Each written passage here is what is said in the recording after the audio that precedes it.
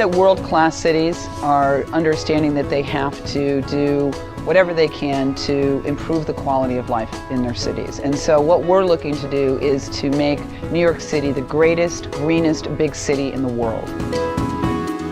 A lot of the changes that you're seeing in New York City right now are a direct result of Mayor Bloomberg's Plan YC initiative, which is looking at all sorts of different ways in all sorts of city agencies to improve the way people live, work, and play. Our agenda is to unclog our streets so that commerce doesn't get stifled. Our agenda is to clean the air and the water, use less energy, and we really try to focus on things that improve the quality of our lives today.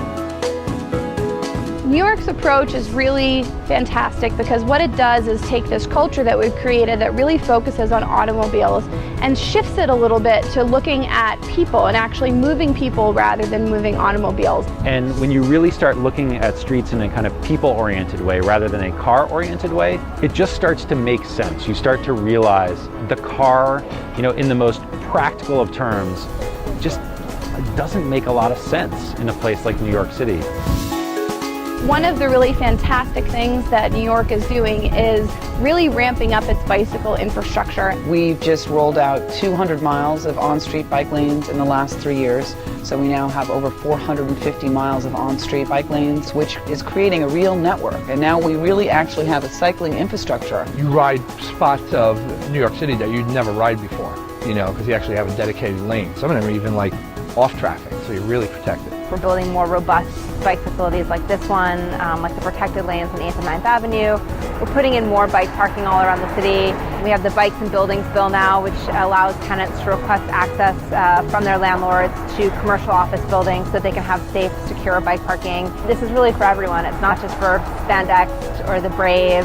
This is for, mom, dad, kids, everyone. Hi, Josh. That's our bike coordinator. Bus rapid transit is very important to the future of New York City, and I look at it as really a surface subway system. We put a new select bus service in the Bronx called the BX12, which is the major east-west connector in the northern part of the city. And we put in transit signal priority technology so that when buses hit a green light, the transponder would read that it was a bus there and give the bus the green light and hold the green light longer. And then we put in off-board fare collection so that people could pay for their fare before they got on the bus. That delay when people are sort of going through their pockets and looking for change and trying to get their fare cards out, it's about a third of the delay in bus travel. Bus ridership went up 30%, bus speeds were improved by 20%, and in something that's really unheard of in my entire lifetime in New York City, some 98% of New Yorkers were very satisfied with the service. 356,000 pedestrians each and every day in Times Square. And so many of them were trading the safety of the sidewalk for dangerous streets because there just wasn't enough room. There was like a 10-to-1 ratio of pedestrians versus cars, and yet 90% of the space was allocated to cars. They were very dysfunctional streets. They weren't really even working very well for motorists. We came up with a plan that, while it was sort of counterintuitive to take Broadway out of the system and make the network work better, it actually worked better for traffic. It was a huge win for pedestrian space. We've created 1.8 acres of new pedestrian space there. That's like 1.5 football fields. And it was a tremendous win for safety, some 63% reduction in injuries in the corridor.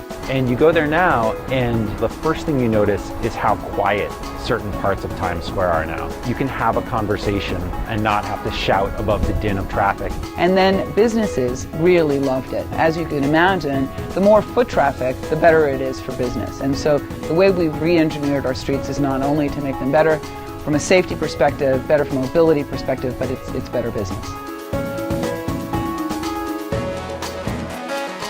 Well, since Plan YC was released in '07, traffic fatalities are down 20%. That's good. New York City's life expectancy has gone up 1 year and 7 months in the last 8 years. And part of that is reduced traffic deaths, a variety of other things as well. It's taken them essentially 3 years to have a huge change in the way that their citizens commute, to the way that the people that live there actually enjoy their outdoor space. That's a big deal. 3 years in a planning time frame is a very short amount of time. We're in a global economy and people can choose to locate their businesses and locate themselves anywhere. So we want to improve quality of life. We want to make our cities livable so that people choose to stay here and invest their capital here. Once you realize that you can use your streets to improve the quality of life, the economics, and the environmental health of your city, I think that's a transformative moment. And so mayors around the world are looking at their streets differently, and you don't have to be a big city like New York to be able to make important changes that matter to millions of people each and every day.